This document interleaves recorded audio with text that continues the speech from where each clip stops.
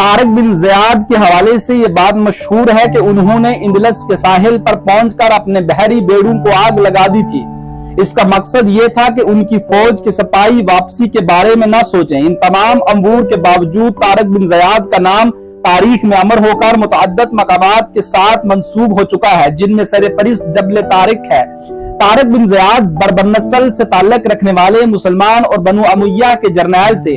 انہوں نے 711 عیسوی میں ہسپانیہ اسپین کے مسیحی حکومت پر قبضہ کر کے یورپ میں مسلم اقتدار کا آغاز کیا۔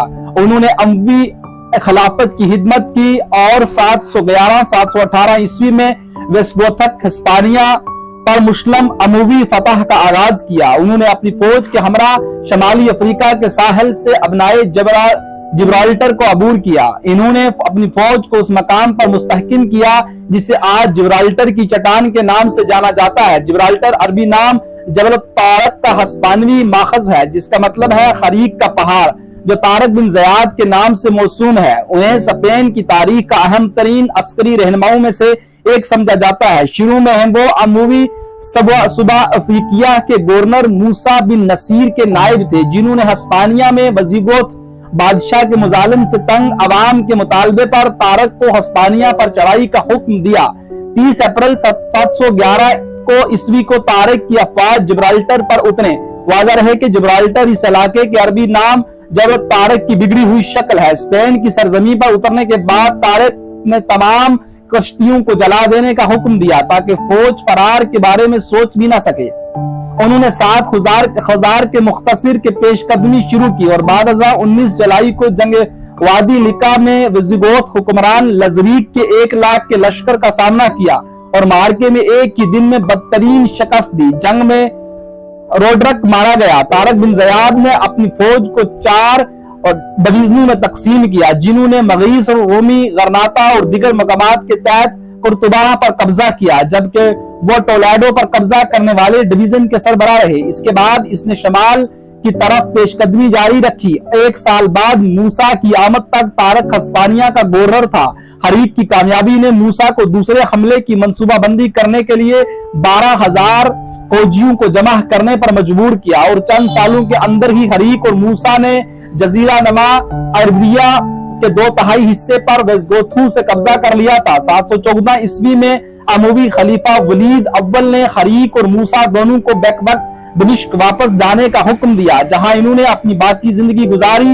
موسیٰ کے بیٹے عبدالعزیز، جس نے اندلس کی فوجیوں کی کمان سنبھالی تھی، کو 716 عیسوی میں قتل کر دیا گیا تھا۔ طارق نے بغیر کسی مزاحمت کے دارالحکومت تلیطالہ پر قبضہ کر لیا۔ طارق کو ہسپانیہ کا گورنر بنا دیا گیا، لیکن جلد انہیں دمشق طلب کیا گیا کیونکہ خلیفہ ولید اول سے ہسپانیہ پر چڑھائی کی اجازت نہیں لی گئی تھی۔ اسلامی تاریخ میں اندلس کی فتح کے مرکزی کردار طارق بن زیاد کی شخصیت پراسرار پہلوؤں سے بھرپور ہے۔ ان کی ذاتی زندگی سے متعلق بہت سی کہانیاں اور داستانیں موجود ہیں۔ طارق کی شخصیت کے ساتھ ابتدائی طور پر جو کارنامہ مربوط ہوا وہ عربوں کا مملکت فرنکیا میں داخلے کا حباب پورا ہونا ہے۔ مسلمانوں نے 8ویں صدی عیسوی کے اوائل سے 15ویں صدی عیسوی 1452 عیسوی تک تقریباً 800 برس وہاں اپنی حکمرانی کا سکہ چلایا۔ طارق بن زیاد کو اموی خلیفہ ولید بن عبدالملک کے دور میں مراکش میں موسیٰ بن نصیر کی فوج کے ایک کمانڈر کے طور پر جانا گیا۔ اپنی قائدانہ صلاحیتوں کے سبب وہ جلد ہی نظروں میں آ گئے اور انہیں تنجہاش شہر کا گورنر بنا دیا گیا۔ طارق کی شہرت کا بنیادی سبب اندلس اور اس کی فتح سے قبل نگرانی کی کاروائیاں ہیں۔ ان کے نام سے موسوم جبل طارق جبرالٹر آج بھی طارق بن زیاد کو اموی خلیفہ ولید بن عبدالملک کے دور میں مراکش میں موسیٰ بن نصیر کی فوج کے ایک کمانڈر کے طور پر جانا گیا۔ اپنی قائدانہ صلاحیتوں کے سبب وہ جلد ہی نظروں میں آ گئے اور انہیں طنجہ شہر کا گورنر بنا دیا گیا۔ طارق کی شہرت کا بنیادی سبب اندلس اور اس کی فتح سے قبل نگرانی کی کاروائیاں ہیں۔ ان کے نام سے موسوم جبل طارق جبرالٹر آج بھی تاریخ کے اس عظیم سپہ سالار کی گواہی دیتا ہے۔ طارق بن زیاد 675 عیسوی میں الجزائر کے مغربی صوبے بحران میں پیدا ہوئے۔ زندگی کے 45 بہاریں دیکھنے کے بعد 720 عیسوی میں وفات پا گئے۔ طارق بن زیاد طویل قد و قامت کے مالک تھے۔ ان کی نسل سے متعلق مختلف روایتیں پائی جاتی ہیں۔ پہلی روایت ان کو افریقی بربر قبیلے سے جوڑتی ہے۔ دوسری روایت کے مطابق ان کا تعلق ایران کے صوبے ہمدان سے تھا۔ تیسری اور آخری روایت کہتی ہے کہ ان کے آباء و اجداد کا تعلق یمن کے علاقے حضر موت سے تھا۔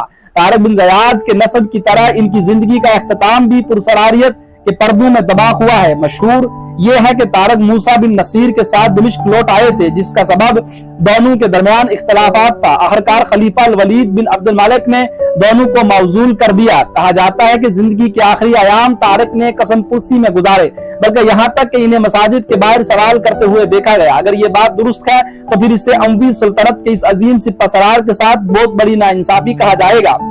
मूसा बिन नसीर के तारिक बिन ज़ियाद के साथ तल्लुकात शोरश का शिकार रहे। मूसा ने तारिक के जरिए मराकश में कामयाबियां समेटी और फिर तारिक को बुलंदी की तरफ जाता हुआ देखकर हस्त महसूस करने लगा। बादअज़ां इस कहानी ने अफसानवी सूरत अख्तियार कर ली और दोनों के दरमियान इख्तिलाफ का सबब कीमती पत्थरों से मरसा सोने का एक मेजपोश करार दिया, जिसको हजरत सुलेमान अलैहिस्सलाम से मंसूब किया जाता था। तारिक ने जंगों के दौरान इसे हासिल किया था और आखिरकार वो खलीफा के महल की जीनत बना।